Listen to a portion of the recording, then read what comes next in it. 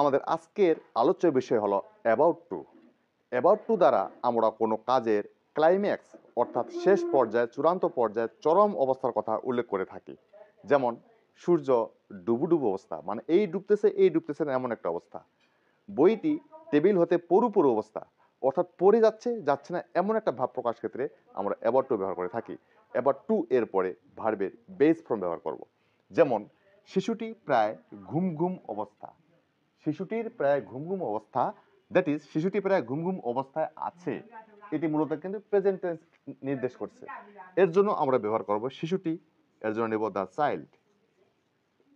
The child is, এরপর নিয়ে আসবো about to. The child is about to. এরপর যে চূড়ান্ত পর্যায়ে যে ভার্বটি রয়েছে ঘুম ঘুম, মানে ঘুম অবস্থা, ঘুমের জন্য নিয়ে আসবো আমরা স্লিপ। কিন্তু অ্যাবাউট টু স্লিপ বলতে ঘুম ঘুম অবস্থা।